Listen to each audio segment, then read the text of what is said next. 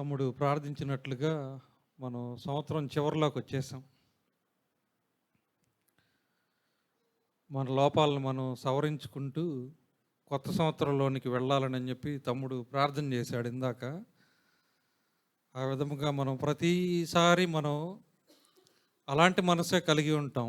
ప్రతిసారి సరిచేసుకునే విధానము, మన లోపాలని మనం సరిచేసుకుంటూ దినదినము ముందుకు వెళ్తూనే ఉంటాం. నేను ఈరోజు ఉదయము మా ఇంటర్మీడియట్ స్నేహితుడు వాళ్ళ నాన్నగారు చనిపోయిన సంవత్సరికం సందర్భంగా నేను ఈరోజు రమ్మంటే వెళ్ళాను. అతను అంతకుముందు నాతో చెప్పాడు ఆయన ఎలా చనిపోయాడు అని. వాళ్ళ నాన్నగారు ఆయనకి హార్ట్ అటాక్ లాగా నొప్పిలాగా వచ్చిందంట. వస్తే ఆయన్ని వీళ్ళు పోరంకిలో ఉంటారు, వాళ్ళు కంకిపాడ దగ్గర ఊరిలో ఉంటారు. బండి వేసుకొని వచ్చేసేయండి, మేము తీసుకెళ్తాం హాస్పిటల్కి అని అంటే తీసుకొని వచ్చారు ఆయన్ని. పోరంకి హాస్పిటల్కి తీసుకొస్తే నొప్పిగా ఉంటుంది, నాకు తొందరగా హాస్పిటల్కి వెళ్ళాలని అంటే వెంటనే ఇక్కడికి తీసుకొచ్చిన తర్వాత ఒక డాక్టర్ చెక్ చేసి పైకి తీసుకెళ్ళండి, ఈలోపు మొత్తం అంతా స్ట్రక్చర్ అయ్యి పిలిపిస్తూ ఉంటే నాకేదో జరిగిపోతుంది, మీరు ఉండండి అని అంటే ఈ లోపల పైకి వెళ్ళి డాక్టర్ని పిలుచుకొచ్చే లోపల వాళ్ళ ఫాదర్ అతన్ని చూస్తానే ప్రాణం విడిచాడు. ఆ రోజు లాస్ట్ ఇయర్ చెప్తున్న మాటలు నాకు చాలా, అతను ఏడుస్తా చెప్తున్నప్పుడు అతను ముందుగా వెళ్ళిపోయాడు, కానీ మనం ఇంకా మన యొక్క ఆయుష్ పొడిగించబడింది. నాకు అది ఇంకా ఆ మాటలు నా చెవుల్లో ఆ విధంగా వినిపిస్తానే ఉన్నాయి. అతను పంచుకున్న మాటలు చిన్నవాళ్లే కాదు, పెద్దవాళ్లే కాదు, గొప్పవాళ్లే కాదు, ఎవరైనా ఈ లోకాన్ని విడిచి వెళ్ళిపోవాలి. మొన్న 15వ తారీఖున ప్రపంచ ప్రఖ్యాత విద్వాంసుడు, తబలా విద్వాంసుడు, మన ఇండియాలోనే ఆయన జాకీర్ హుస్సేన్, ఆయన చనిపోయాడు. చాలా గొప్ప గొప్ప అవార్డులు వచ్చినాయి, చాలా వచ్చినాయి. మరి పద్మవిభూషణ్ కూడా వచ్చింది. ఎన్ని అవార్డ్స్, ఎన్ని రివార్డ్స్ ఎన్ని వచ్చినా సరే వన్ డే మనం ఈ లోకాన్ని విడిచి వెళ్ళిపోవాలి. నాకు ఈ డిసెంబర్ నెలలో ఎక్కువగా కొన్నిసార్లు నేను అంతకుముందు వెకేషన్కి వస్తూ ఉన్నప్పుడు కొన్ని మెసేజెస్ ఇక్కడే వింటూ ఉంటాము, అట్లా జరుగుతూ ఉన్నప్పుడు నేను ప్లాన్ చేసుకొని వచ్చేవాడిని. డిసెంబర్ లాస్ట్ వీక్లో ఇట్లా ఉండి అంటే నెక్స్ట్ జనవరి 2nd వీక్ 3rd వీక్ అట్లా, కానీ లేదంటే మన మీటింగ్స్ ప్లాన్ చేసుకొని అట్లా వచ్చేవాడిని. బయట జాబ్ చేస్తూ ఉన్నప్పుడు వెకేషన్కి ఒక సందర్భంలో నాకు 5 years అట్లా అవుతుందన్నమా అనుకుంటా, అన్న ఒక చెప్పిన వాక్యం నాకు ఇప్పటికీ గుర్తుంటానే ఉంటుంది ఎక్కువగా. ఆయన చీపిరి లేదా చేట మన మీద రాకుండా దేవుడు మనల్ని కనికరించే విధానం అన్నాను. ఇంట్లో రోజు వాకిలు ఊడుస్తున్నప్పుడు సౌజన్య నాకు అదే గుర్తుకొస్తుంది. ఆయన చీపిరి, ఆయన చేట గురించి నాకు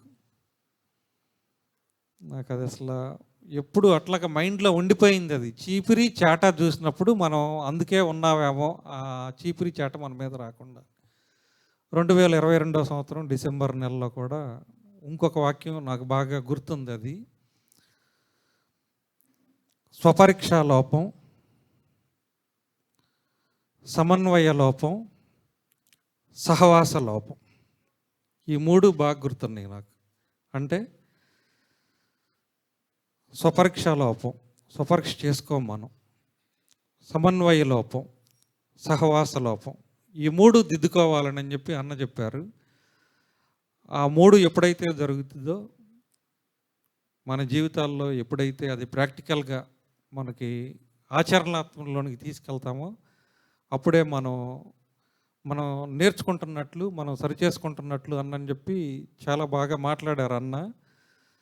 అది నాకు ఇంకా గుర్తుందన్నమాట. అట్లా ప్రతిరోజు సరిచేసుకుంటూ స్వపరీక్ష చేసుకుంటూ సమన్వయం చేసుకుంటూ సహవాసంలో మనం పాల్గొంటూ ఆ విధంగా ముందుకు సాగిపోలాగిన మనం ఎప్పుడు అట్లాంటి మెసేజెస్లు మనం ఎప్పుడు జ్ఞాపకం ఉంచుకోవాలి. అది మనకి ఆత్మీయంగా మనకి చాలా ఉపయోగకరమైన మాటలు అన్నమాట. అయితే ఈ రాత్రికాల సమయం ముందు మరి బైబిల్ స్టడీలో మనకి సహాయకరంగా నాకు ప్రాక్టికల్గా దేవుడు నాతో మాట్లాడుతున్న మాటలు, నేను పంచుకోవాలనుకున్న మాటలు ఏంటంటే ఇర్మియా 18వ అధ్యాయము 1 నుంచి 12 వచనాలు మనము అవసరాన్ని బట్టి చదువుకుందాము. అయితే దీంట్లో యెరూషలేమును గూర్చి, వారు చేసే దేవునికి వ్యతిరేకంగా చేసే వ్యతిరేక కార్యకలాపాల గురించి, మరి యోధారాజుల గురించి, వాళ్ళు చేయుచున్న పనుల గురించి, దేవుడు ఏ విధంగా వాళ్ళకి మరి తీర్పు తీర్చబోతున్నాడు, ఏ విధంగా ఉగ్రత రాబోతుంది అన్న దాని గురించి ముందుగానే ప్రవక్త ద్వారా వాళ్ళకి ఒక హెచ్చరికమైన విధానాలు, హెచ్చరికమైన మాటలు వారితో మాట్లాడుతున్నాడు. దాన్ని నేను 3 భాగాలుగా చేసుకున్నాను. 3 భాగాలు అంటే మొదటి వచనం నుంచి 7వ వచనం 6వ వచనం వరకు దేవుడు ప్రాక్టికల్ మోడ్లో మాట్లాడుతున్నాడు. ప్రాక్టికల్గా చూపించి మాట్లాడుతున్నాడు, ఆచరణాత్మకంగా.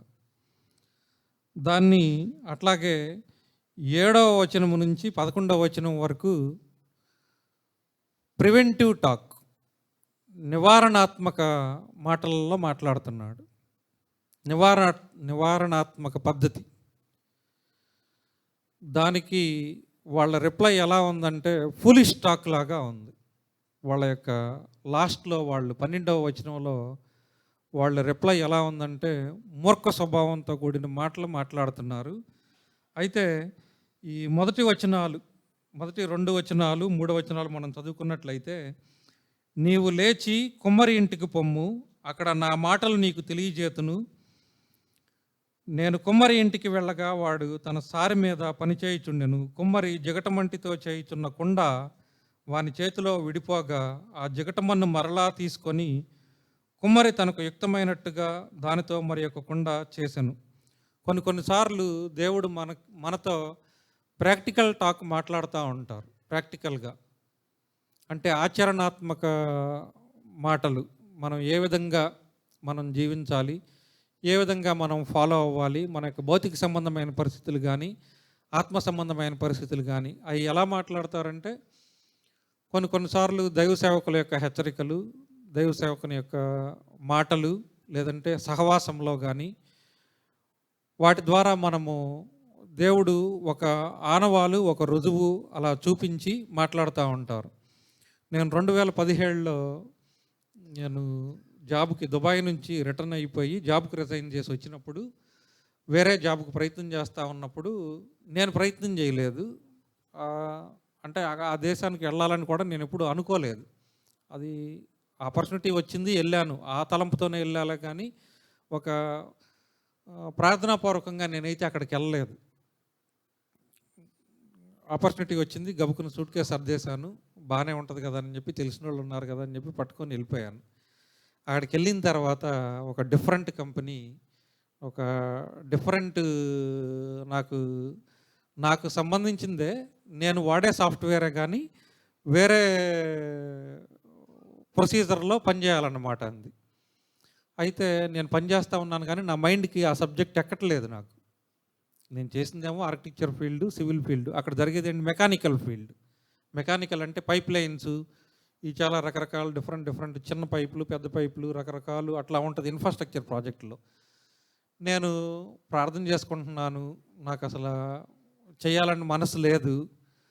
నా పరిస్థితి ఎలా అయిపోయిందంటే ఇంకా యోనా టైపులో అయిపోయింది.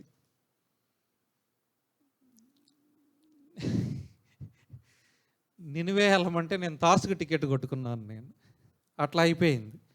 సరే అని చెప్పి నేనేం చేశానంటే, మామూలుగా చర్చ్ కూడా అక్కడ చాలా దూరంగా ఉండేది. చాలా నాకు తెలియదు, కొత్తగా ఎలా వెళ్ళాలో కూడా ఏంటో తెలియదు. ఒక నిజామాబాద్లో పనిచేసే ఒక అతను పరిచయం అయ్యాడు, ఒక హిందూ పర్సన్ అనమాట. నేను అతన్ని అడిగితే చర్చ్ పలానా చోట ఉంది, తీసుకెళ్తానని అన్నాడు. 5 months అక్కడ ఉన్నాను. ఒక్కసారి వెళ్ళాను. మిగిలిన టైం అంతా రూమ్లో ప్రేయర్ చేసుకోవటం. అట్లాగే వెళ్ళిన నవంబర్ నెలలో అట్లా వెళ్ళినట్టున్నాను. డిసెంబర్ నెలలో ఫస్ట్ వీక్, సెకండ్ వీక్లో అట్లా బ్రదర్స్తో మాట్లాడతా ఒకసారి ఈ వాట్సాప్ కాల్లో మన టీచర్ రాజు అన్నకు ఫోన్ చేశాను. నేను ఫోన్ చేసినప్పుడు ఎలా ఉన్నావు తమ్ముడు అని అన్నాడు. బాగానే ఉన్నానన్నా అని అన్నాను. జాబ్ ఎలా ఉంది తమ్ముడు అని అంటే, ఏమన్నా ఇష్టం లేదు, బాగాలేదు, ఇట్లా ఇది పరిస్థితి, ఇది నాకు డిఫరెంట్ ఇలా ఉంది అని అంటే, అన్నారు, ఒకే ఒక మాట అన్నారు, తమ్ముడు, జ్ఞానము ఇచ్చేది దేవుడు, నువ్వు దేవుణ్ణి అడుక్కో అంతే అని అన్నారు. అదే మాట పట్టుకొని ప్రార్థన చేస్తూ ఉన్నాను. అక్కడ నుంచి నన్ను తీసేయి ప్రభు అని కూడా ప్రార్థన చేసుకుంటా ఉన్నప్పుడు మరి దేవుడు తన చిత్తానుసారంగా ఎలా ఆలకించాడో మరి నా ప్రార్థన, దైవ సేవకుల ప్రార్థన, ఇంట్లో ప్రార్థన. నేను ఖతార్ నుంచి అప్పుడు అక్కడికి ఖతార్లో నేను ఆల్రెడీ కొంతకాలం వర్క్ చేస్తున్నాను కాబట్టి అక్కడ పాస్టర్ గారికి కూడా ఫోన్ చేసి చెప్పాను. ఆయన ఏమన్నారంటే, అమ్మ, ఆశ కలిగిన ప్రాణాన్ని తృప్తిపరుస్తాడు, నిన్ను దేవుడు ఎక్కడ పెట్టాడో అక్కడ ఉండు, నమ్మకంగా దేవుని పని చేయి, నువ్వు దేవుని పని చేస్తే దేవుడు నీ పని చేస్తాడని అన్నాడు. ఏదేమైనా నాకు ఇక్కడ ఇష్టం లేదండి, నేను వచ్చేద్దాం అనుకుంటున్నానంటే, సరే ప్రార్థన చేద్దామని అన్నారు. ఆఫ్టర్ 4 months నేను మళ్ళీ తిరిగి ఖతార్లో నాకు ఆపర్చునిటీ రావటము. నేను పోయినసారి అంతకుముందు ఇన్వాల్వ్ అయిన దానికంటే మళ్ళీ రెండోసారి నన్ను దేవుడు అక్కడికి తీసుకెళ్ళి నాకు డ్రైవింగ్ లైసెన్స్ ఇప్పించి, అక్కడ driving licence out side abroad కంట్రీస్లో 2nd degree అని అంటారు దాన్ని. మన ఎడ్యుకేషనల్ క్వాలిఫికేషన్తో పాటు ఉంటే 2nd degree అని అంటారు.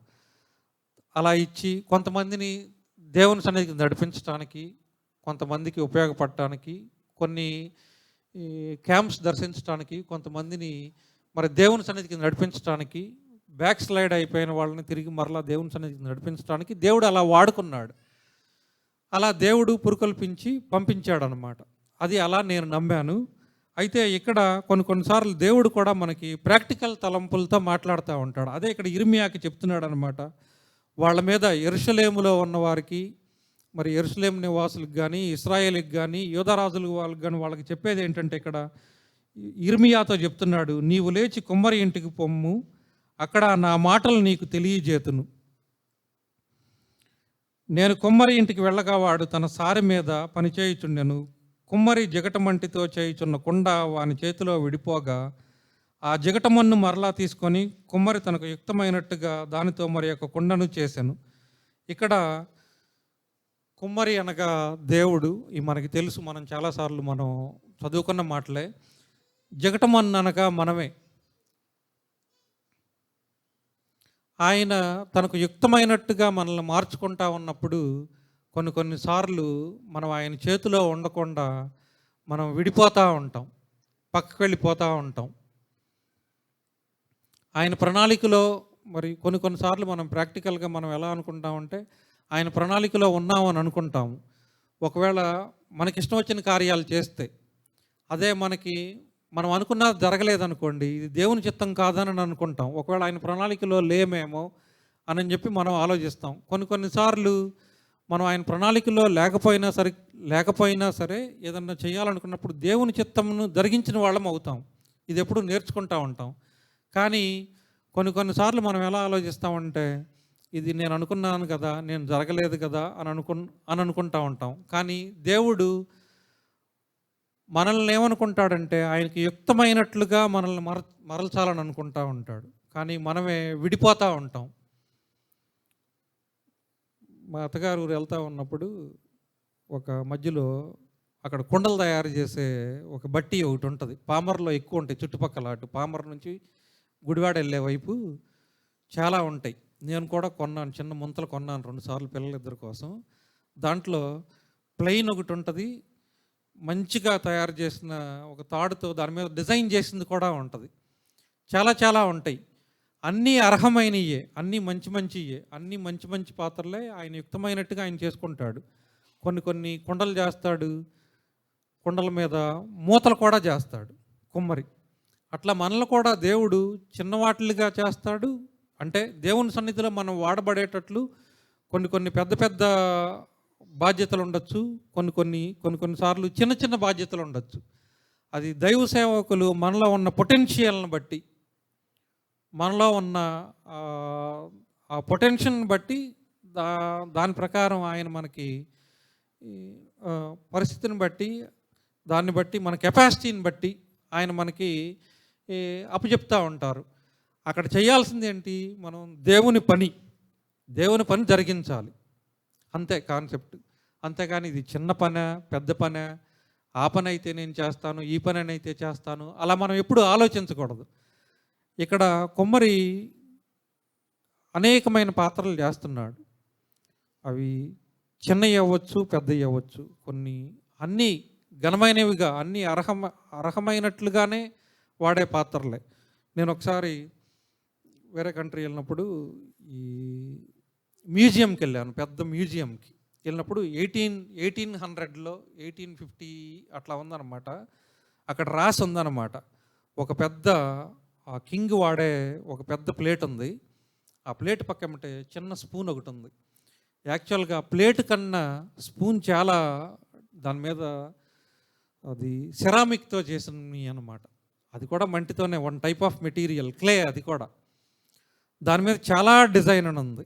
చాలా మంచి గొప్ప డిజైన్ ఉంది. అంటే చిన్న చిన్నవి అయినా గొప్ప గొప్ప వాళ్ళు ఉపయోగించే పాత్రలాగా ఉన్నాయి అవి. నేను అనుకున్నాను, ఒకవేళ స్పూన్ను అలా చేశాడు, అంత స్పూన్ను కూడా చిన్న స్పూన్ను చేసి ఇంత పెద్ద మ్యూజియంలో పెట్టాడనండి. దాన్ని చూడటానికి ఎక్కడెక్కడో విదేశాల నుంచి 200 మంది కంట్రీస్ నుంచి వచ్చి చూసి వెళ్తున్నారు ఆయన్ని. నేను అనుకున్నాను, అవి చూడటానికి ఇంత దూరం రావాలని అనిపించింది. అంటే అంత గొప్ప వాటిని ఎంచి వాటిని చూపించి ఎగ్జిబిట్ చేసి అలా చేస్తున్నారు. మన ఇంట్లో కూడా పాత్రలు ఉంటాయి. కొన్ని కొన్ని చిన్న చిన్న పాత్రలు ఉంటాయి, కొన్ని కొన్ని పెద్ద పెద్ద పాత్రలు ఉంటాయి. ఇప్పుడు ఉప్పు ఉంది, ఉప్పును మనం స్పూన్తోనే వేసుకుంటాం మనం. అట్లా అని చెప్పి ఉప్పును మనం బిందెతోనో లేదంటే కుండతోనో ఉంచుకోలేం కదా. అట్లాగే కొన్ని గొప్ప గొప్పగా ఉంటాయి, కొన్ని కొన్ని చిన్న చిన్నగా ఉంటాయి. కానీ వాటిని యూటిలైజ్ చేసే విధానం అనేది డిఫరెంట్ పార్ట్ ఆఫ్ వేలో ఉంటుంది అనమాట. అట్లాగే దేవుడు మనల్ని ఆ సారి మీద మనల్ని ఏ విధంగా చెక్కుతున్నాడంటే, మనల్ని గొప్ప గొప్ప వాళ్ళుగా ఉండటానికి, గొప్ప గొప్ప పనులు చేయటానికి మనల్ని ఎంచుకుంటూ ఉంటే మనం ఏం చేస్తూ ఉంటామంటే విడిపోతూ ఉంటాం. దేవుని సన్నిధిలో నుంచి మనం బయటికి వెళ్ళిపోతూ ఉంటాం. ఇది జరిగిందా, ఓకే. జరగకపోతే ఇది నాకు జరగలేదు అని చెప్పి, జరిగినా సరే కూడా కొన్ని కొన్నిసార్లు ఆయన చేసిన మేలుని మర్చిపోయే విధంగా ఉంటాం మనం. కానీ ఈ ఫైనల్ డేస్లో ఉన్నాము. మనకంటే గొప్పవాళ్ళు, మనకంటే పేరు ప్రఖ్యాతులు కలిగిన వాళ్ళు కూడా ఈ లోకాన్ని విడిచి వెళ్ళిపోతున్నారు. కానీ నిజంగా మరి ఆయన యొక్క చేట, ఆయన యొక్క చీపిరి మరి మన మీద రాకుండా దేవుడు ఎందుకు మనల్ని ఉంచుతున్నాడో మనకైతే తెలియదు. కానీ ఆయన ప్రేమను నిజంగా చూసినట్లయితే ఇక్కడ ఇది 1వ అధ్యాయం, ఈ 18వ అధ్యాయము 4వ వచనంలో చూసినట్లయితే, 4వ వచనంలో, కుమ్మరి జిగటమంటితో చేయుచున్న కుండ వాని చేతిలో విడిపోగా ఆ జిగటమనును మరలా తీసి కుమ్మరి తనకు యుక్తమైనట్టుగా దానితో మరి ఒక కుండను చేశాను. దేవుడు మరలా మట్టిని తీసుకొని కొంచెం యాడ్ చేసి, మళ్ళీ క్లే యాడ్ చేసి, మళ్ళీ పిసికి దాన్ని తొక్కి దాన్ని మరలా కొంచెం ఉపయోగపడేటట్లు మరొక కుండను చేస్తున్నాడు. అట్లాగే మన జీవితాలు కూడా బీటలు వారిపోతే దేవుడు మరలా తిరిగి తిరిగి మరలా కడుతున్నాడు. ఏమో మరలా సారికి మనకి అవకాశం ఇస్తున్నాడు. ఫైనల్ డేస్లో ఉన్నాము. యుద్ధాలు అంటున్నారు. నెక్స్ట్ ఇప్పుడు ప్రస్తుతానికి వార్ ఆగింది, కానీ నెక్స్ట్ దాని ప్రభావం మిడిల్ ఈస్ట్ మీద ఉందని అంటున్నారు శాస్త్రవేత్తలు. మిడిల్ ఈస్ట్ అని అంటే ప్రపంచంలో ఫస్ట్ సౌదీ, ఖతార్, కొన్ని కొన్ని కంట్రీస్ ఉన్నాయి, ఇరాన్, ఈ కంట్రీస్ మెయిన్ బాగా సపోర్ట్ చేస్తున్నాయి ఆపోజిట్గా ఉండటానికి యెరూషలేం మీద. ఫైనల్ డేస్లో ఉన్నాము. అది యుద్ధం మరి ప్రపంచం అంతా వ్యాపిస్తుందని చెప్పానని అంటున్నారు. 3వ ప్రపంచ యుద్ధానికి కారణమని అంటున్నారు. కొంతమంది అంటున్నారు అది ట్రంప్ రూపంలో రావచ్చు అని అంటున్నారు. ఏది ఏమైనా ఏం జరుగుద్దో మనకు తెలియదు. నిన్న మధ్యాహ్నం సౌజన్య అక్కడ గవర్నమెంట్ హాస్పిటల్లో చేస్తుంది కాబట్టి చెబుతుంది. నిన్న ఆఫీస్ నుంచి, డ్యూటీ నుంచి, హాస్పిటల్ నుంచి వచ్చిన తర్వాత ఒక ఆవిడకి యాక్సిడెంట్ అయిందంట. పెద్ద ఆవిడకి లారీ తొక్కిందంట. మరి అది ఎలా జరిగిందో ఏంటో తెలియదు. బోన్ అంతా బయటికి కనపడుతుంది, కండంతా ఊడిపోయింది. దాన్ని మళ్ళీ కుట్టి వాళ్ళు ప్లాస్టిక్ సర్జరీ డిపార్ట్మెంట్కి పంపించారంట. ఏదో చేస్తారు కానీ అది నిలవదు కేసు, లోపల నుంచి తినేస్తూ ఉంటుంది, ఆ పస్సు వచ్చేస్తూ ఉంటుంది అని చెప్పి తను చెప్తా ఉంది. అప్పుడు నాకు అర్థమైంది, మనం ఎన్నోసార్లు బళ్ళు మీద తిరుగుతున్నాము, ఎట్లా పడితే అట్లా తిరుగుతున్నాము, ఎలా పడితే అలా ప్రయాణిస్తున్నాము. మనకేమీ జరగకుండా మనం ప్రశాంతంగా వచ్చి ఇక్కడ కూర్చున్నామంటే నాకు దేవుని ప్రేమ ఎంత గొప్పదో నాకు అర్థమైంది.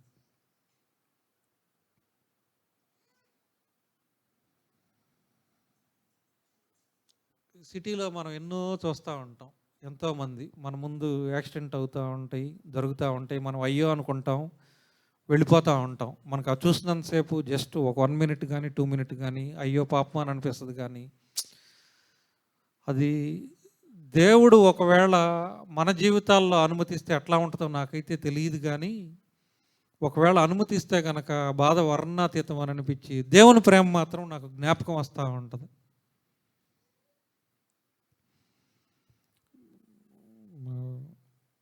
బయటకు మీకు ఎప్పుడైనా దేవుని ప్రేమ, మన అన్న కూడా చెప్తూ ఉంటారు, మీకు ఎప్పుడైనా దేవుని ప్రేమ అర్థం అవ్వాలంటే, మనం ఎంత ఆరోగ్యంగా ఉన్నామో అర్థం అవ్వాలంటే, ఒకసారి గవర్నమెంట్ హాస్పిటల్కి వెళ్ళి ఏం చెయ్యవసరం లేదు, జస్ట్ అలా వెళ్ళి చూసి రండి అని అంటూ ఉంటారు అన్న.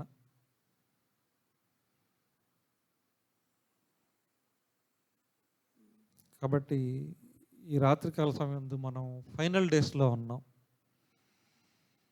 మనల్ని మనం పరిశీలన చేసుకుందాం. ఈ రాత్రికాల సమయం మందు ఆయన చేతిలో ఉన్నాము. ఆయన మరలా మనల్ని కడుతున్నాడు. అదే ఇక్కడ తరువాత వచనాల్లో మనం చూసుకుందాం. 5వ వచనంలో, అంతటి యెహోవా వాక్కు నాకు ప్రత్యక్షమై ఇలాగ సెలవిచ్చెను, ఇశ్రాయేలు వారులారా, ఈ కుమ్మరి మంటికి చేసినట్లు నేను మీకు చెయ్యలేనా? ఒక మంటిని తీసుకొని ఆయన ఏ విధంగా అర్హమైన పాత్రలుగా చేస్తున్నాడో, గొప్ప గొప్ప పాత్రలు చేస్తున్నాడు, చిన్న చిన్నవైనా గొప్ప గొప్ప కార్యాలకు ఉపయోగించే పాత్రలుగా చేస్తున్నట్టు ఆయన కూడా మనల్ని చెయ్యాలని అనుకుంటున్నాడు. అదే అంటున్నాడు, నేను మీకు చెయ్యలేనా అని.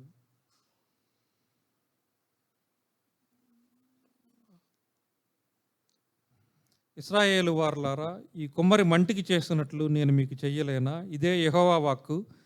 జిగటమన్ను కుమ్మరి చేతిలో ఉన్నట్లుగా ఇశ్రాయేలు వారులారా, మీరు నా చేతిలో ఉన్నారు, నా చేతిలో ఉన్నారు. ఈ రాత్రికాల సమయం మందు ఆయన ప్రేమను మనం జ్ఞాపకం చేసుకుందాం. మనం ఎవరి చేతిలో ఉన్నాము? మనం ఆయన చేతిలో ఉన్నాం. అందుకే ఆయన అంటాడు, చూడుము నా అరచేతుల్లో మిమ్మల్ని చెక్కుకొని ఉన్నాను. ఎన్నో వచనాలు ఉన్నాయి, ఎన్నో మనకి వాగ్దానాలు ఉన్నాయి. ఈ వాగ్దానాలు మనం ప్రామిస్ కార్డ్స్ రూపంలో కూడా తీసుకున్నాం. అది బైబిల్లో పెట్టుకున్నాం. నా బైబిల్లో కూడా 2-3 ప్రామిస్ కార్డ్స్ ఉన్నాయి. అవి చూస్తున్నప్పుడల్లా దేవుని ప్రేమ ఎంత గొప్పదో అర్థమైపోతూ ఉంటుంది.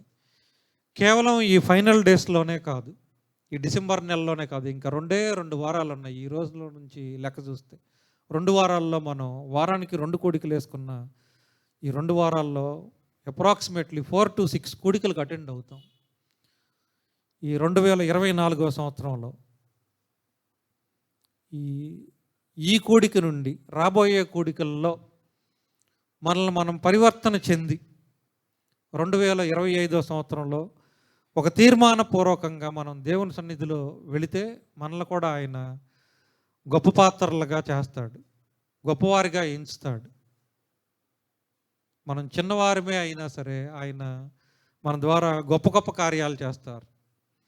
అదే ఇక్కడ చెప్తున్నారు ఆయన 6వ వచనంలో, మీరు నా చేతిలో ఉన్నారు, మీరు నా చేతిలో ఉన్నారు. మనం ఆయన చేతిలో ఉన్నాం. చాలాసార్లు మనం ఆయన చేతిలో ఉన్నట్టుగానే ఉంటాం, ఆయన మాటలు వింటున్నట్టుగానే ఉంటాం, ఆయన కోసం జీవిస్తున్నట్లుగానే ఉంటాం. కానీ మరలా మనం ఇంటికి వెళ్ళిపోయిన తర్వాత మన షర్టు తీసి హ్యాంగర్కి తగిలిచ్చే లోపల మన స్వభావం మారిపోతూ ఉంటుంది.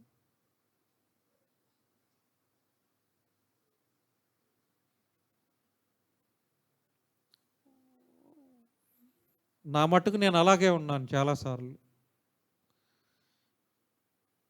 ఇక్కడ ఉన్నంతసేపు దేవుని మాటలు వింటా ఉన్నాను. నేను సౌజన్యతో కూడా మొన్న ఫ్యామిలీస్ గురించి చెప్పిన టాపిక్ అసలు మామూలుగా లేదు. అసలు మీకు ఎలా ఉంది? నాకు మాత్రం అది చాలా వండర్ఫుల్గా అనిపించింది. ఫ్యామిలీస్ గురించి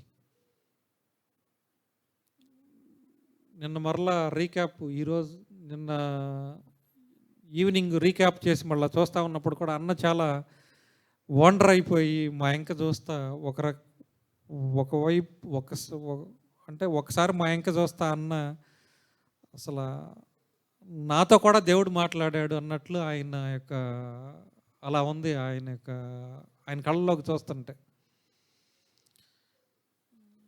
చాలా సరి చేసుకునే మెసేజ్ అనమాట అది. నేను మా వాళ్ళతో కొంతమందితో పంచుకున్నాను నేను ఆ మాటలు.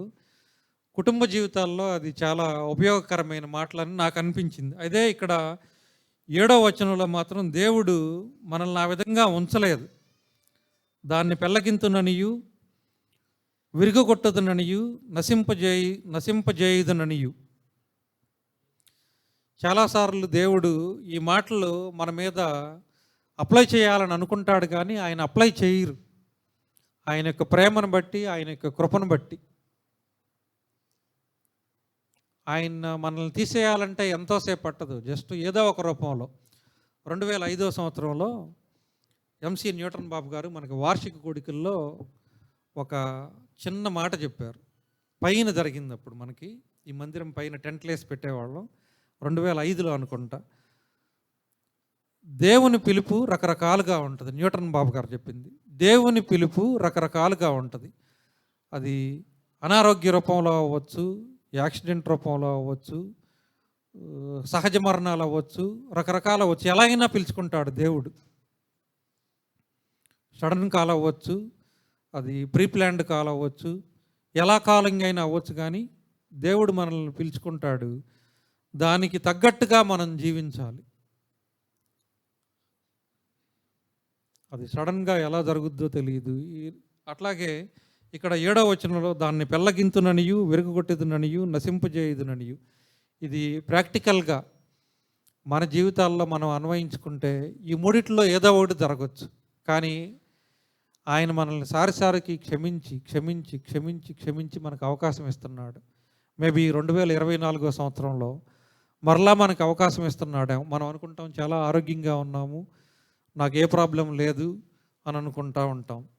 కానీ నేను ఒక డాక్టర్ని కలిసినప్పుడు ఆయన చెప్తున్నాడు, లాస్ట్ జూలై నెలలో నేను ఒక హాస్పిటల్కి వెళ్ళి చెక్ చేయించుకున్నాను. ఆఫ్టర్ 40 తర్వాత అది ఎలా ఉంటుందో ఏంటో మన యొక్క బాడీస్ మనకి ఎవరికి తెలియదండి. అది గ్రాడ్యువల్గా చేంజెస్ వస్తూ ఉంటాయి, ఏయో ఒకటి జరుగుతూ ఉంటాయి, వాటిని మనం ఏం చేయలేమని చెప్తున్నారనమాట.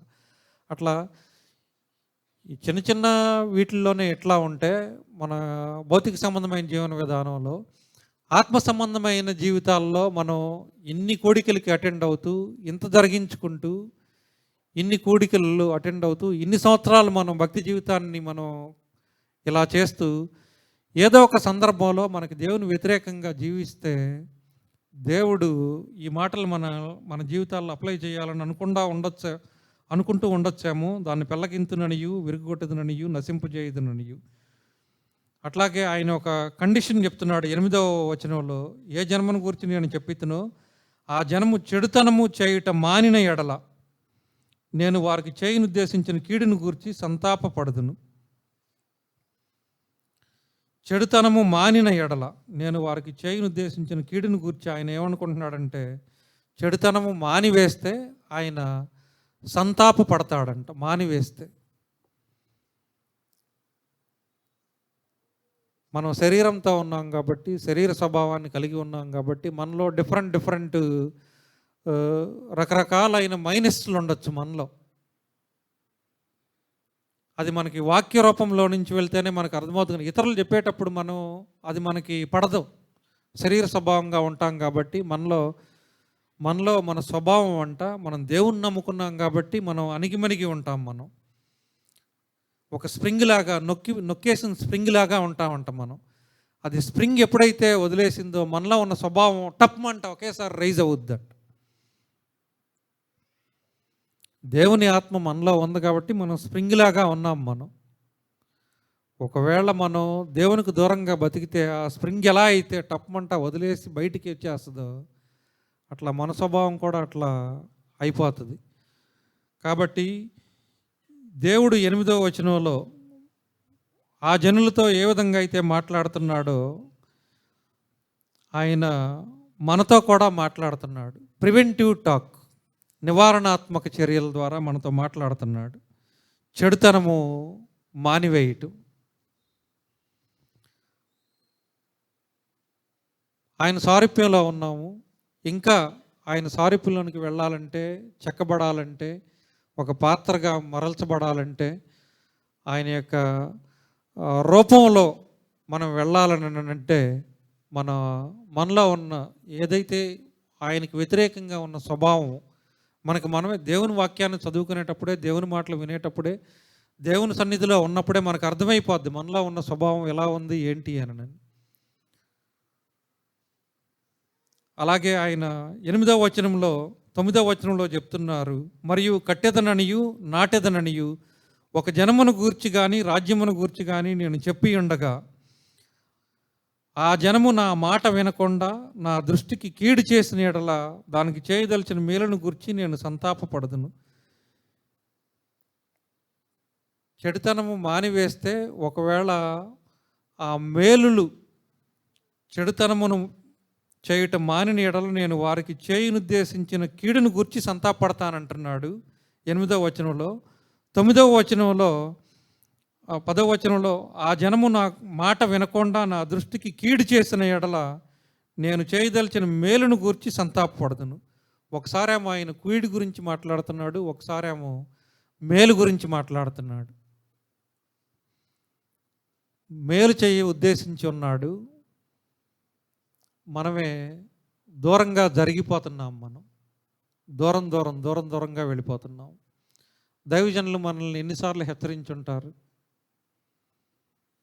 ఆయన ఎన్నిసార్లు మనం బాధ పెట్టుంటాం. మనం కొన్నిసార్లు మనం ఆల్రెడీ ఏదన్నా పని చేయాలని అనుకున్నప్పుడు ఒపీనియన్ పాయింట్ ఆఫ్ వ్యూలో మనం దైవజనుల యొక్క ఒపీనియన్ తీసుకుంటూ ఉంటాం. ఏది చేయాలనుకున్నామో అది మనము ఆల్రెడీ ఫిక్స్ అయిపోయి ఉంటాం.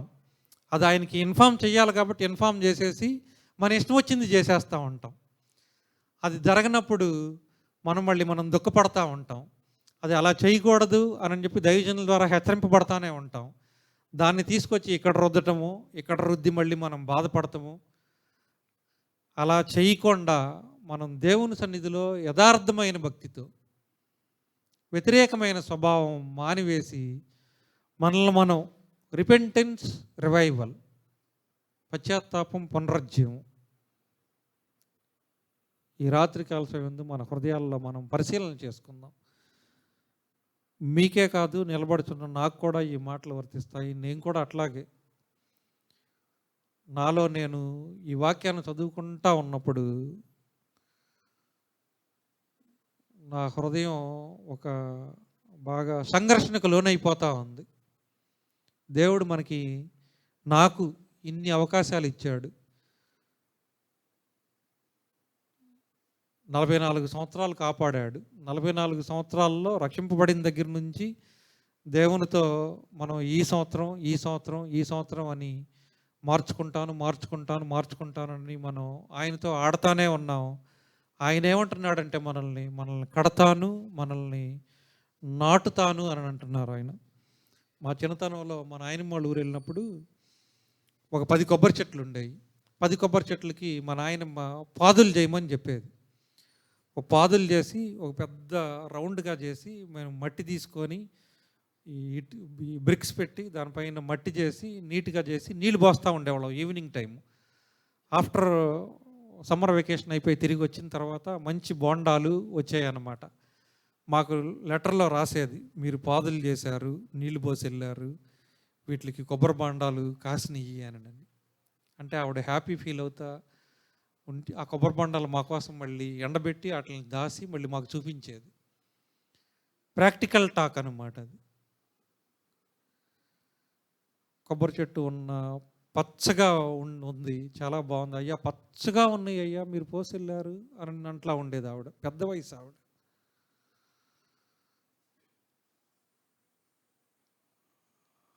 అలాంటి ప్రాక్టికల్ టాక్లో నుంచి ఇలా ఇర్మియాకి చూపించి దేవుడు ఏ విధంగా అయితే రాబోయే ఉగ్రత నుంచి తప్పించడానికి, కాపాడటానికి వాళ్ళని ఏ విధంగా అయితే మిమ్మల్ని కడుతున్నాను, మిమ్మల్ని నాటుతున్నాను, మీరు చెడుతనం మానివేయాలి, ఇదిగో నేను మీకు చేసిన కార్యాలు మీకు గుర్తులేదా, ఆ మంటిని ఏ విధంగా చేశానో నేను మీకు చెయ్యలేనా అని అంటా ఉంటే వాళ్ళు లాస్ట్లో అన్న మాటను మనం తర్వాత చదువుకుందాం. 11వ వచనంలో, కాబట్టి నీవు వెళ్ళి యూదా వారితోనూ యెరూషలేము నివాసులతోనూ ఇట్లనము, యెహోవా సెలవిచ్చిన మాట ఏదనగా, మీ మీద తెచ్చుటకై నేను కీడు కల్పించుచున్నాను, మీకు విరోధముగా ఒక యోచన చేయుచున్నాను. మీరందరూ మీ దుష్ట మార్గములను విడిచి మీ మార్గములను మీ క్రియలను చక్కపరచుకొనుడి. ఈ రాత్రికాల సమయమందు మీ మార్గములను మీ క్రియలను చక్కపరచుకొనుడి అని వారికి చెప్తున్నాడు. కానీ ఈ వృత్తాంతంలో నుంచి మనం నేర్చుకునేది ఏంటంటే, మన క్రియలను మనం సరిచేసుకుందాం, మన మార్గాలను మనం చక్కపరుచుకుందాం. అది మొదటిగా ఆత్మ సంబంధమైన జీవిత విధానాన్ని మనం ఇప్పటి వరకు ఇంతకాలం మనం ఏ మాటలైతే మనం నేర్చుకున్నామో ఆ మాటల్ని పట్టుకొని మన ప్రాక్టికల్ లైఫ్లో అన్వయిస్తూ మన వంతు మనం ఏ విధంగా అయితే కుమ్మరి అది సారి మీద ఏ విధంగా అయితే పాత్రని ఏ విధంగా అయితే తయారు చేస్తున్నాడో, దేవుని చేతిలో ఉన్న మనము అలా ఆయన ఏ పాత్రనైతే చేయాలనుకుంటున్నాడో, ఏ విధంగా అయితే చెయ్యాలనుకుంటున్నాడో ఆయనకి మనం అప్పచెప్పుకుంటే ఆయన మనల్ని ఒక అర్హమైన పాత్రగా మనల్ని చేస్తాడు. ఎప్పుడు మన చెడుతనాన్ని విడిచిపెట్టినప్పుడు, మనం ఆయనకి సమర్పించుకున్నప్పుడే. అదే ఇక్కడ చెప్తున్నారు కదా, మీరందరూ మీ దుష్ట మార్గములను విడిచి మీ మార్గములను మీ క్రియలను చక్కపరచుకొనుడి. ఈ రాత్రికాల సమయమందు మనల్ని మనం పరిశీలన చేసుకుందాం. ఆయన ప్రాక్టికల్ టాక్లో చెప్తున్నాడు, ప్రివెంటివ్ టాక్లో చెప్తున్నాడు. ఆచరణాత్మక మాటలు, నివారణాత్మక మాటలు. కానీ ఇన్ని మాటలు ప్రాక్టికల్గా చూయించాడు ఆయన. ఇర్మియాకి ద్వారా మాట్లాడాడు. కుమ్మరింటికి వెళ్ళమన్నాడు, కుండ ఏ విధంగా చేస్తున్నారో చూడండి అంటే ఎంత ప్రాక్టికల్గా మాట్లాడి ఇన్ని మాటలన్నా ఆయన కడతానన్నా నాడతానన్నా మీ దుష్ట మార్గాలు, మీ చెడు కార్యాలు, మీ తలంపులు అన్నీ మార్చుకోవాలని చెప్తున్నా 12వ వచనంలో వాళ్ళు ఏం మాట్లాడారో చూడండి. అందుకు వారు, నీ మాట నిష్ప్రయోజనము, మేము మా ఆలోచనలు చొప్పున నడుచుకుందుము, మేమందరము మా మూర్ఖ హృదయం చొప్పున ప్రవర్తించదుము అని అందరు. మూర్ఖ హృదయం దాన్ని ఇంగ్లీష్లో ఫూలిష్.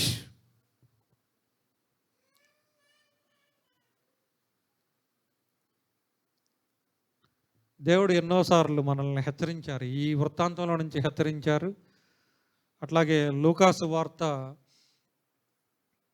13వ అధ్యాయము అంజూరపు చెట్టు గురించి కూడా ఆయన మనల్ని హెచ్చరించారు.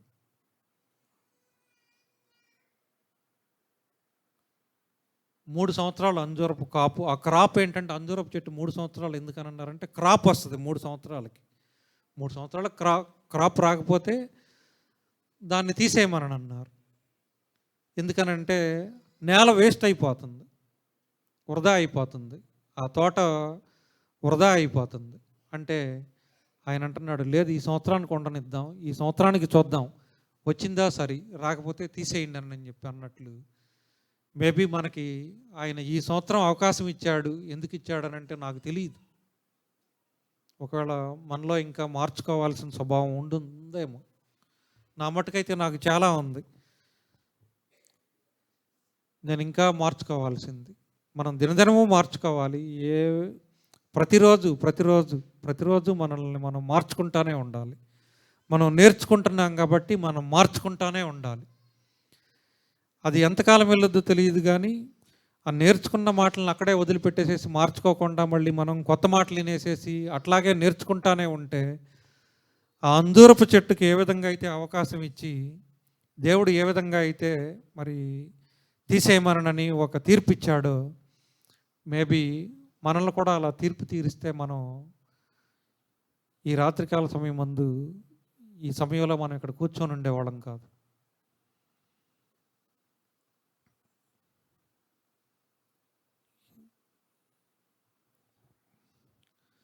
అందుకు వారు, నీ మాట నిష్ప్రయోజనము, మేము మా ఆలోచన చొప్పున నడుచుకుందుము, మేమందరము మా మూర్ఖ హృదయం చొప్పున ప్రవర్తించుదము అని అందురు. దీనికి నేను రాసుకున్నది ఏంటంటే, వాళ్ళేమో అలా అన్నారు, నేను ఎలా రాసుకున్నానంటే ఇనేస్ మాటలు, చర్చిలో బాగుంటాను బయట బాగోను. సింపుల్ టాక్లో మేము వింటాము, నేను వింటాను, నేను మారను, నేను పాటించను. నేను రాసుకున్నాను ఈ కంక్లూజన్లో నుంచి. కాబట్టి దేవుడు మనకు అవకాశం ఇస్తున్నాడు. ఈ రాత్రికాల సమయం ముందు మనల్ని మనం మార్చుకుందాం. చివరిగా ఒక మాట చెప్పి నేను ముగిస్తాను.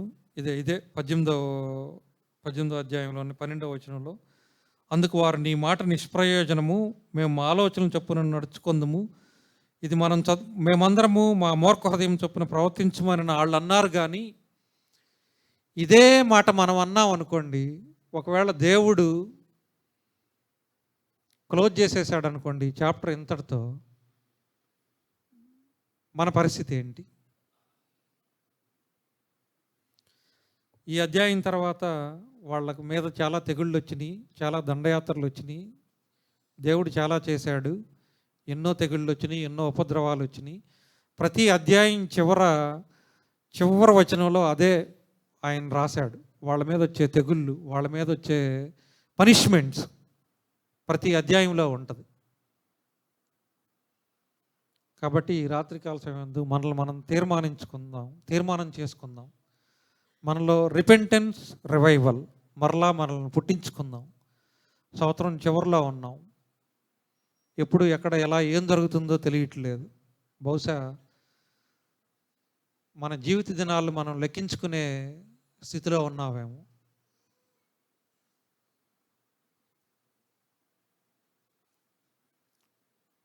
బయట సామెత ఉంది. మొన్న ఒక పనుండి మా చుట్టాలింటికి వెళ్తే, అయ్యా నేను ఇవాడ వెళ్ళిపోతానేమో, రేపు వెళ్ళిపోతానేమో అని అంటుంది మా అమ్మ. పక్కన ఆవిడ అంటుంది, నువ్వు అట్టాగే అంటున్నావు కానీ నువ్వు వెళ్ళవు, నువ్వు దినదినకన్నా 100 ఏళ్ళ ఆయుష్ నీది అని అంటుంది. పక్కన ఇంకొక మా అమ్మ, ఆవిడ కూడా నియర్ టు 85-90 దగ్గరలో. ఇద్దరు, ఆ మా అమ్మ ఏమో 90+ ఉంది, ఈ మా అమ్మ ఏమో 85+ ఉంది. నువ్వు అంటానే ఉన్నావు, ఇట్టా ఎప్పటి నుంచో అంటున్నావు అని అంటుంది. దేవుడు మనకి సారికి అవకాశం ఇస్తున్నాడు. ఈ రాత్రికాల సమయం ముందు మనల్ని మనం పరిశీలన చేసుకుందాం, మనల్ని మనం ప్రతిష్ఠించుకుందాం. చివరి దినాల్లో ఉన్నాం కాబట్టి ఈ కుమ్మరి సారె వృత్తాంతంలో నుంచి మనల్ని మనం తిరిగి పునర్ప్రతిష్ఠించుకుందాం. ఈ మాటలు మన వెనుకల్లో దేవుడు సహాయం చేసి నడిపించును గాక. నేను ప్రార్థన చేస్తాను, నా తర్వాత మరొక 2 సహోదరులు ప్రార్థన చేసిన తర్వాత